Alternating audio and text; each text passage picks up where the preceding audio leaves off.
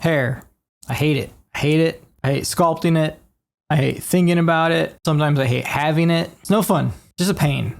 It's a pain. For a while, I've been thinking about how would I make a hair tutorial, particularly for stylized hair, because realistic hair, that's a whole different ballgame. But the more I thought about it, the more I realized, even with stylized hair, there's multiple ways you can go about it. And so what I came to realize is that if we're going to take a look at stylized hair on this channel, we're going to have to break it up into multiple episodes to go over different kinds of stylized hair, because some of it, like the hair that we're going to look at in this video today, is just pretty much raw sculpting, just kind of sculpting and hand control. Whereas you can get more advanced where you're using curve brushes and insert meshes to layer on really complex shapes to get a very unique stylized look. And so I think the best way to go about it is to start with the basics and build up from there. And so we can call this episode 1 of Stylized Hair. Putting my hair back up. Sick of it.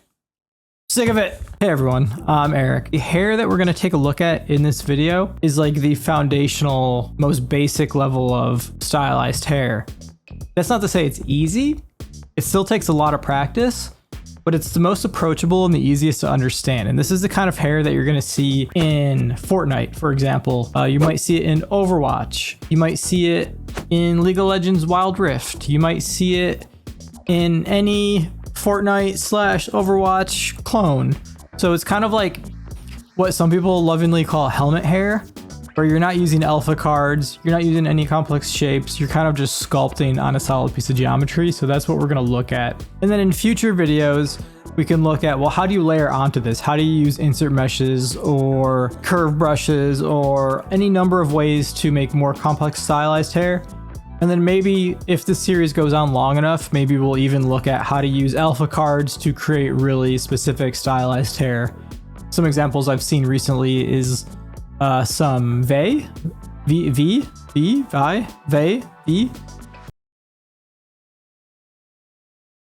fan art from Arcane that people did. You know, she's got these like really specific swoopy pointy pieces of hair using alpha cards. So we'll see, but for now we're going over the basic stuff and even boiling it down to a very specific area of stylized hair. I realize this video could be like 4 hours long, and so I'm gonna kind of skip past some of it once we kind of understand the concept of what we're working on, and we're going to kind of just skip around to all the different areas that make up this hair.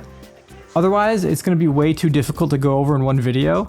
I think what I'll do is in a couple days, I'll release a unedited version of this that's like a time lapse where I don't really commentate over it. It's just the process. So this is like the shortened version where we can kind of see how I go about doing things, and then we'll have the unedited time-lapse version if you just kind of want to watch the whole process and see what you can pick up from that. I think that's enough asterisks to start, so why don't we go ahead and jump in and take a look at some stylized hair. The brushes we're going to be using to create this hair are the Move brush, the Damp Standard, the Clay Tubes brush, the High Polish brush, the Trim Dynamic brush, and together all those bad boys are going to let you define edges and really sharpen areas and clean areas up and just give you a really nice result overall. So to start, we have a mesh that's totally bald, and we're going to go ahead and just mask off his scalp. And we're going to extract that mask into its own piece of geometry that we can then start sculpting his hair on. So I'm just going to extract that, find a thickness that I like. And to start, I'm going to inflate the whole thing. I'm going to use Dynamesh so that I can quickly iterate on it.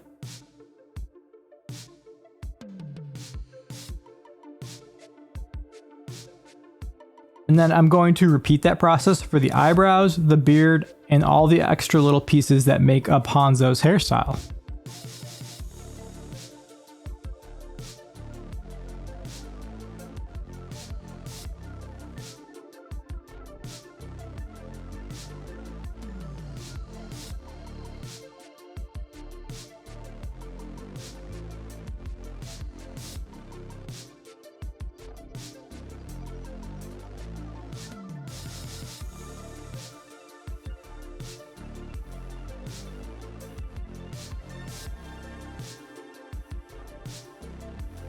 Let's not forget the little hangy bit of geo that he has in the front.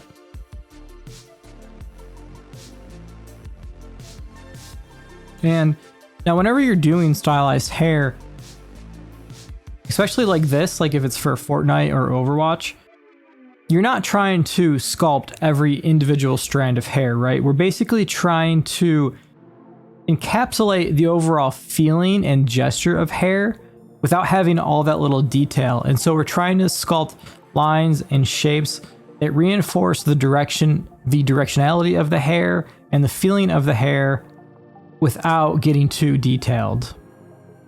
So in Hanzo's case, his main hair on his head is tied back into a knot. We're going to be sculpting a lot of swoopy lines that lead back to the bun in the back of his head. And where the kind of artistry and craft comes into doing this is we don't want to, like, for example, evenly space a bunch of lines because that's going to be boring.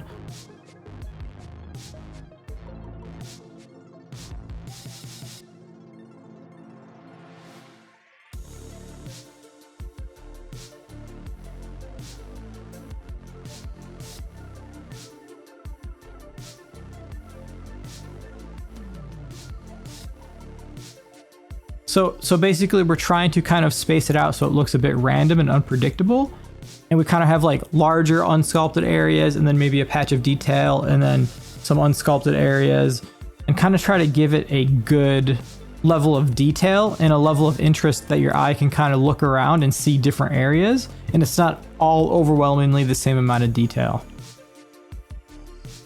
To help me establish that, I'm going to use the clay tubes brush, and I'm going to just kind of use the clay tubes to sculpt in the direction of the hair, and this just kind of gives me an outline to work on top of. From there, I want to immediately start trying to blend the hair into the scalp, because the way I blend that hair into the scalp is going to help the directionality of the rest of the hair.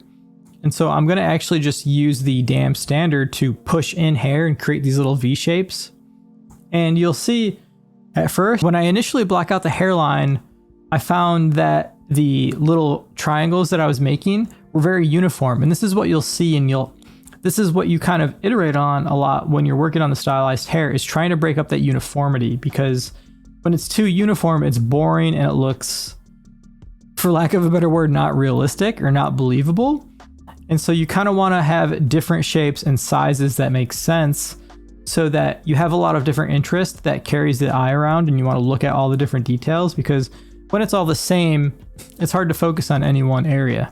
Once I start to establish that hairline, I'm going to use the dam standard to basically draw lines back towards the bun. And then as I kind of flesh out those lines, I'll use the clay tubes to build up the planes on both sides of that dam standard stroke to kind of create little triangle shapes in the sculpt and kind of build up those surfaces. So I have these interesting triangular paths towards the back of the head. And you'll see this is a very exploratory phase where there's no like easy way to just say do it like this. You kind of have to feel the overall detail of your character and what works and what doesn't. And you'll see too, to save time, I mirror these sides of the head, but then the top of the head I actually do unique, because that's just going to look really samey and really boring, and we want to kind of break that up. And so we sculpt the top of the hair unique and then let it fade into mirrored sides. And that kind of gives us a good balance between it looking unique, but also saving a little bit of time, because we don't need to do the whole head unique. You're never going to be able to see the left and right side at the same time. That would be crazy.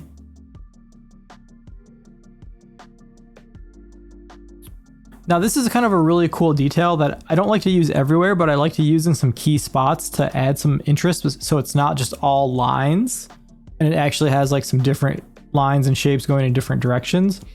We can call this like the N shape, and I kind of sculpt this like N, or these like two triangles, and then one of them's kind of like carved in but then fades off. And so it kind of gives us one long line and then kind of one short line that fades into less detail. And it's kind of hard to like describe, but you should see it on screen right now and kind of understand what I'm talking about. It takes a little bit of practice, but it's a really nice detail to throw in sometimes. And you can see it here too on the right side of his head, just above his ear, I've got that shape there as well. And so instead of it just being, you know, a bunch of straight lines going back, it breaks it up. Now here's where I was talking about earlier, where I felt like the hairline was a little too samey. And so basically I'm going in now and varying the shapes of those triangles that make up the hairline. So I have a thicker one, some thinner ones, and that way we just have more visual interest and more places to kind of draw the eye. I'm continuing to just play with the amount of detail that I want.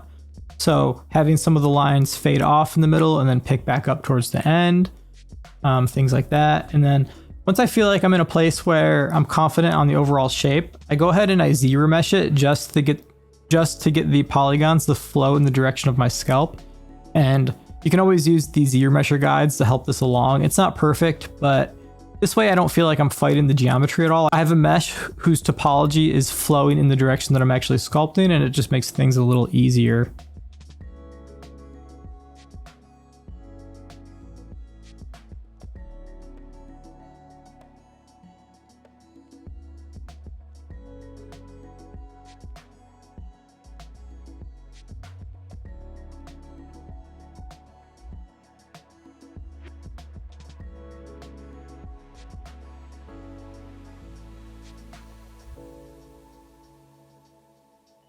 So we're going to skip ahead a little bit, and basically the process kind of just repeats. It's a matter of using the dam standard to create a shape, using the clay tubes to build up the planes on both sides of that dam standard, and then using the trim dynamic and the high polish to clean up your clay tubes and make it a nice smooth surface that flows. And so sometimes you have to mask areas off so you can use that trim dynamic effectively.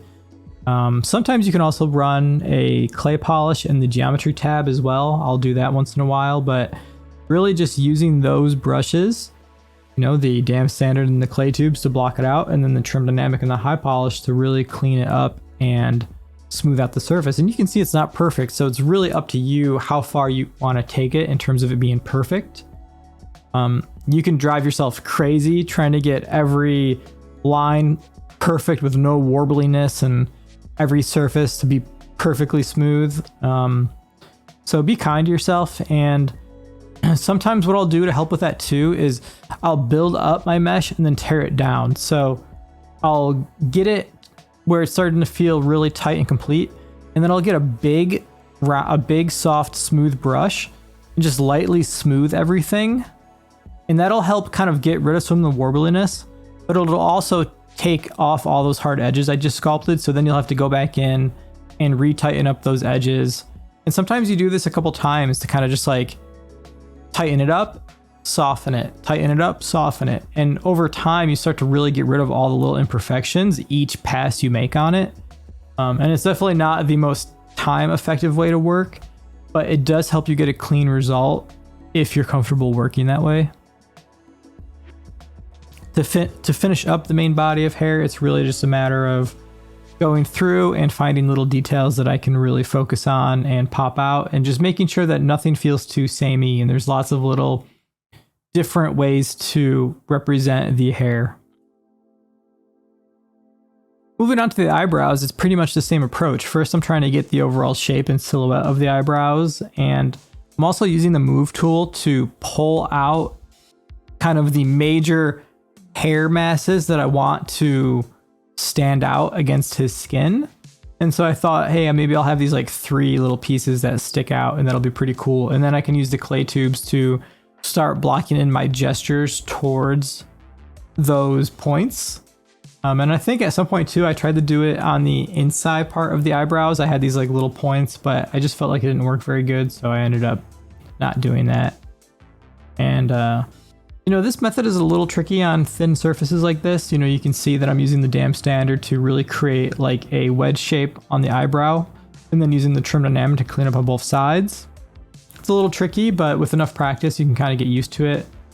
And just like the hair, I'm just kind of using that dam standard to carve in interesting triangular shapes and interesting wedge shapes that balance clean surfaces and enough detail. So we're trying to find a middle ground where we have a little bit of detail, and then there's a clean surface, and then a little bit of detail.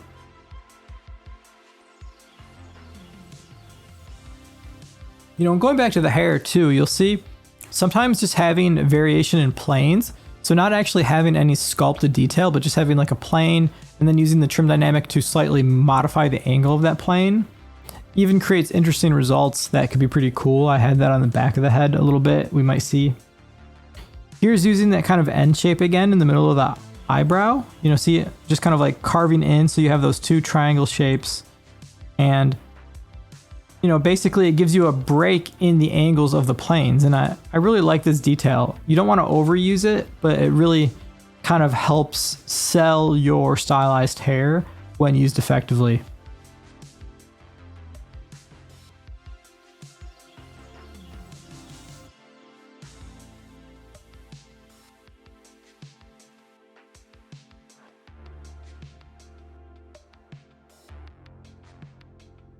Moving on to his beard, it's much like the eyebrows. We're going to pull out little triangle shapes with the move tool that kind of define the silhouette and overall appearance of our beard. And then we're going to use our dam standard, our clay tubes, and our trim dynamic to clean up the surfaces.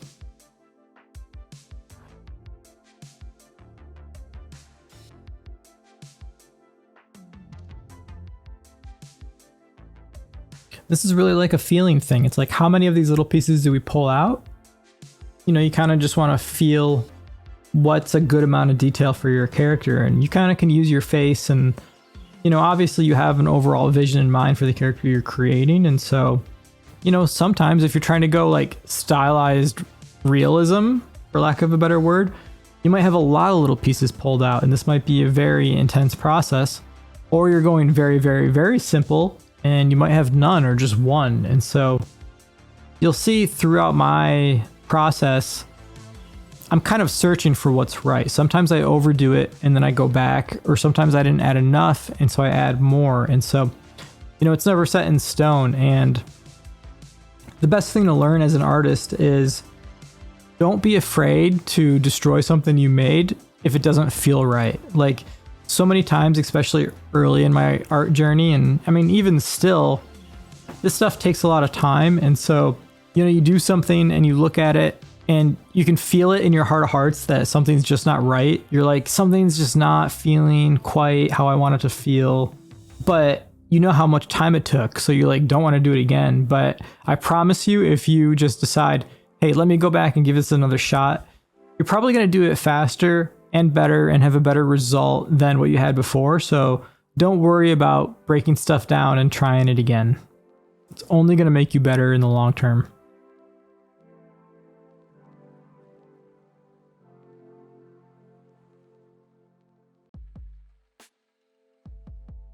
When you're working on thin surfaces like these, like the beard or the eyebrows, always remember to turn on backface calling in the brush menu, brush, auto masking, enable backface masking. And that's going to make sure that you're not sculpting behind on the other side of the model, because that can give you a lot of problems. Like you go to bake your normal map and you're getting crazy artifacting. And you're like, what's going on? I can't figure it out. What the hell? And then you realize, oh, it's because the back is penetrating through my mesh and I didn't even realize it. So if that does happen to you and you forgot to turn on backface masking, it's not the end of the world. You can go and turn on backface masking and use your inflate brush to reinflate the backside that's colliding back out, and then just smooth it out and you'll be good to go. So it's not the end of the world. It's just annoying if you accidentally get yourself in that situation.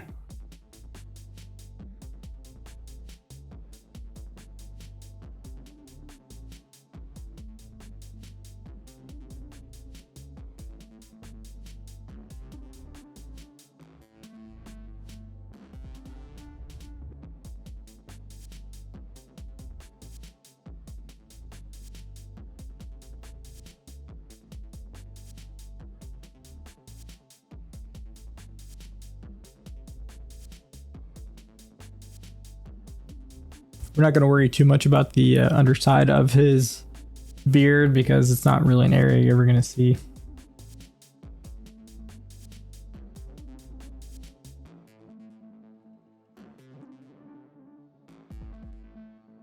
And I think what you'll notice, both from watching this video and trying it yourself, getting the initial shape and block out is pretty quick. Like you can do that pretty fast.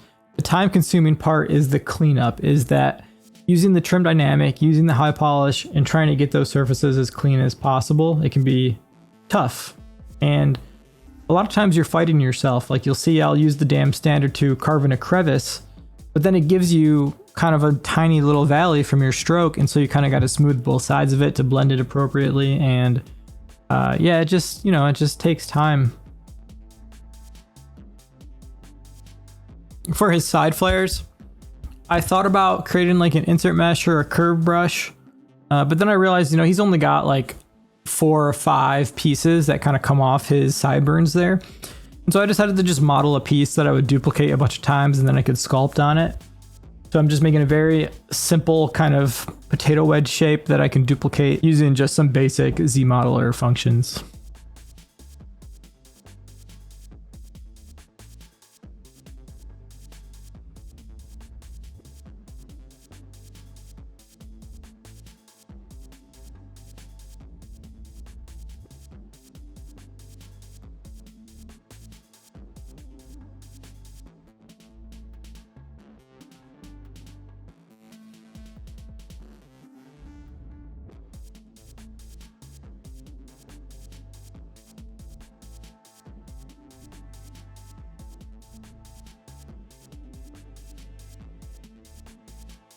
So I'm just going ahead and placing those pieces and really just trying to get the overall silhouette.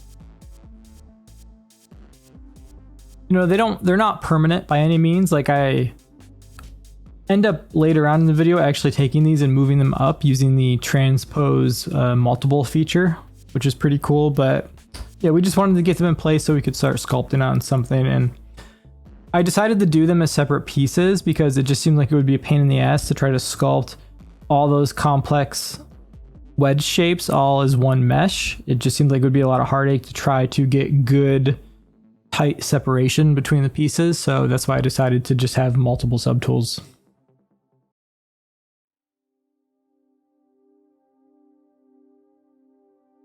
From there, it's just like all of our other pieces. I'm going to start sculpting using the move tool to pull out little extra tufts and details where I think it makes sense, and just trying to find the right balance of details that make sense for these pieces.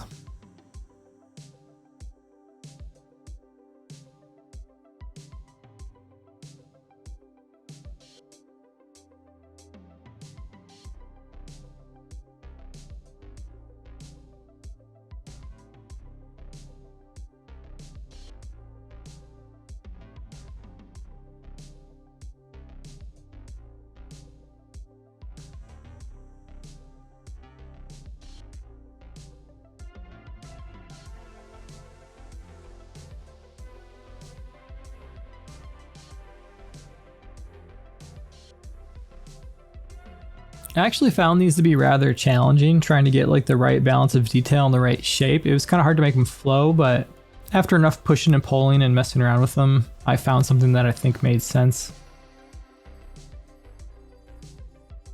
And I don't spend too much time on the backside of these, but if you were doing this for production or a player character or something, you would definitely want to add some detail behind them because you would probably actually see it. But for this, I just wanted to get through it so I didn't worry about it too much.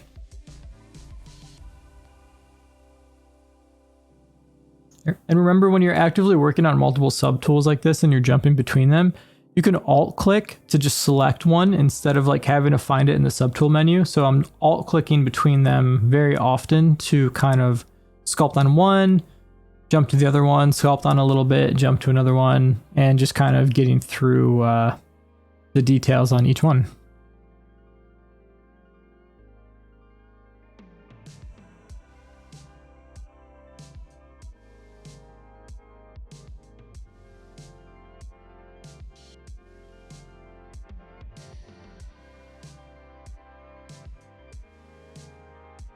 And I think too on these, if I remember, I ended up sculpting too much detail on them, kind of what we were talking about earlier, where it just didn't feel right compared to the rest of the mesh. And so then I went back and actually smoothed out and got rid of a lot of the detail and kind of refocused on just core chunks. Because, you know, we're really just trying to capture the general directionality and flow of the hair with our strokes, you know? So our strokes aren't really meant to represent actual hair strands or actual hair detail. We're just trying to capture the silhouette and feeling of the hair.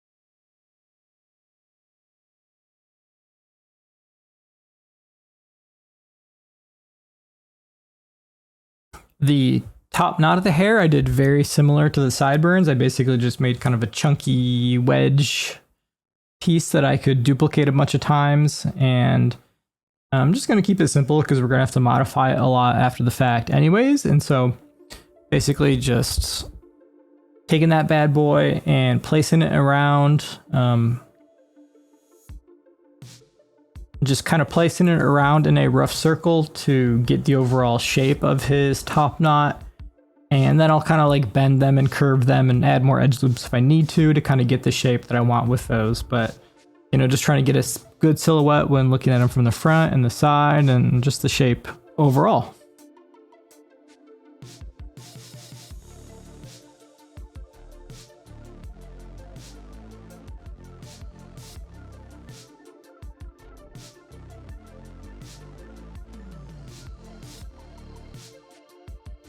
And I decided to keep these mostly unique. I mean, you could probably mirror them, but since it's kind of like the key feature of his hair, I thought kind of having a lot of asymmetry would help mask some of the symmetry on the other parts and just kind of give some nice detail to look at.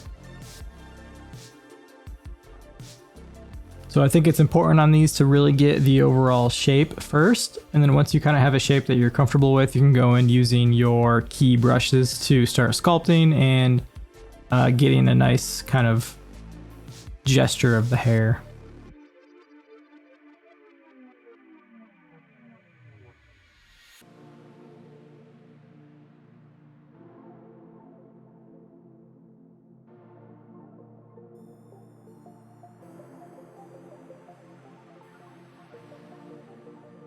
And while we're kind of looking at this process, since it's similar to what we've done on the other pieces of the hair, those brushes that we keep bringing up, the Trim Dynamic, the Dam Standard, the High Polish, and the Clay Tubes, the Move Tool, all those brushes are pretty much my core kit for stylized characters in general. Like between those brushes, you can pretty much make anything. If you were trying to make something in a Fortnite or an Overwatch or a WoW style or anything like that, you've kind of got everything you need in those. You can throw in the Move Topological, you can throw in the normal clay brush, you know, a few extras here or there, but that kit of brushes is kind of the shit right there. And, you know, if you were gonna make like a custom UI, I would probably have those brushes easily selectable, or make sure you set those as hotkeys. So my hotkeys in Zbrush, for example, I have 1 set to clay, 2 set to clay tubes,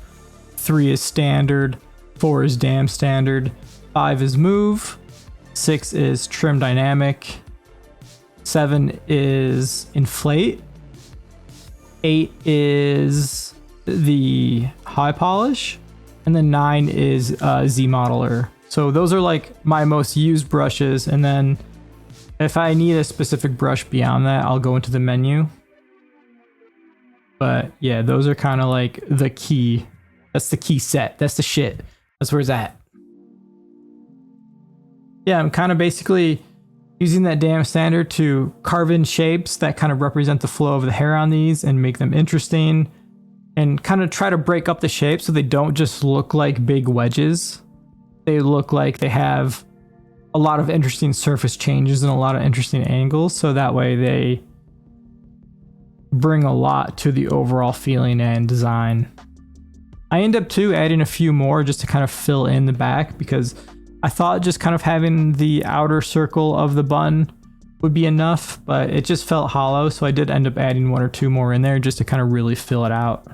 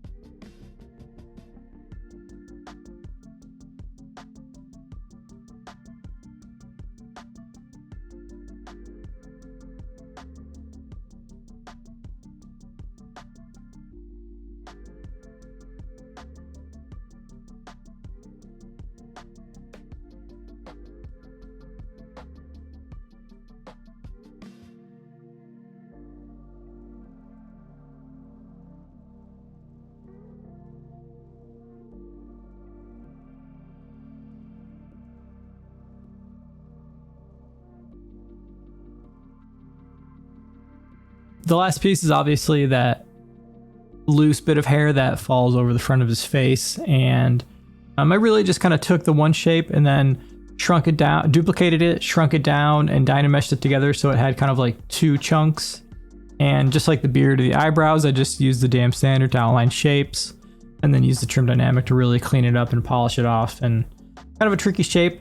I think I didn't include it in this video, but I actually end up using ZModeler and just kind of modeling this from scratch so the geometry is really clean, because I was having a little trouble getting it nice and tight the way that I wanted it. But for a quick render or something, just sculpting it is fine. And to actually make this shape from scratch, you can either do what I did, which was just rough a mask on the face and then use the move tool to bend in the top. You could also use Z-spheres. You could also just take in a plane and just, you know, plane model, edge model the shape, like, since it's so simple. So there's a lot of ways to make this.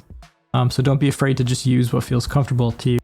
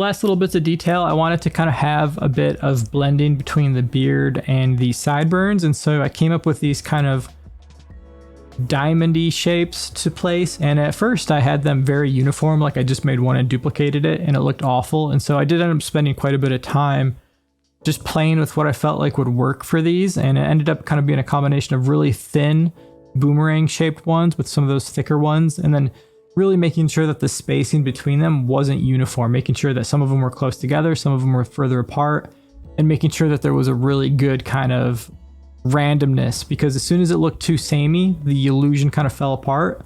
And then we also have to reinforce that with the texture beneath them, so having kind of like a 5 o'clock shadow texture behind them kind of helps sell the idea too.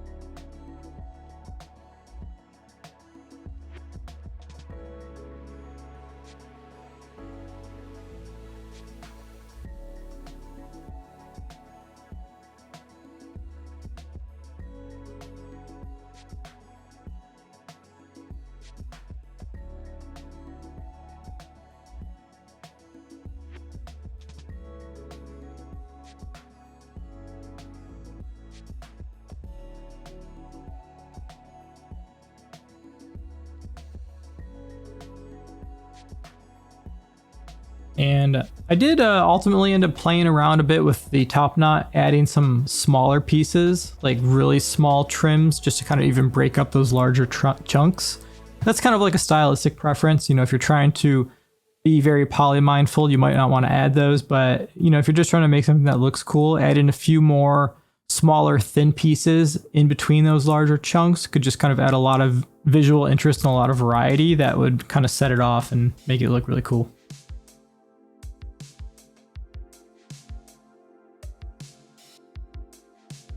And to do that, I just use the curve flat snap brush, which basically just extrudes a plane along a curve. And then you can add thickness to that and taper it off and do whatever you want to kind of make it match the other pieces of the hair.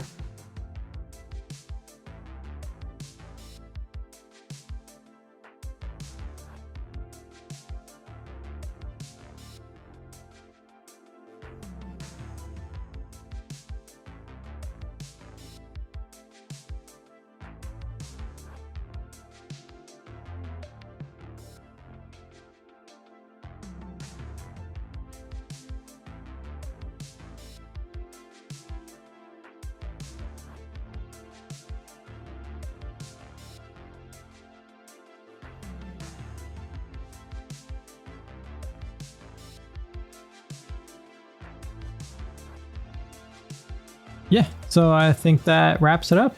This kind of thing is really hard to teach, right? Like there's just so much to hair in general. And like we said in the beginning, there's so many different kinds of stylized hair. So I thought trying to show my process and show the tools that I use would be helpful. Like I said, I'll probably put out like a full uncut time lapse of this in a couple of days. So you can kind of see this as the foundational aspect. And then that'll just kind of be a no commentary. Hey, here's the whole process, because I know some people do like to see that, but you know, I don't think that's always the best way to learn. So maybe having both options to check out would be the way to go. Yeah, so if you like this kind of content, please consider subscribing and hitting the like button. It really helps me, and I really appreciate all the growth that this channel has had in the past couple months, so I'm excited to make more videos and more content. And yeah, if you have any questions or comments, please drop a line in the comment section below, and I try to answer as many as I can. And have a great week. Thanks again, and don't stop creating. Take care.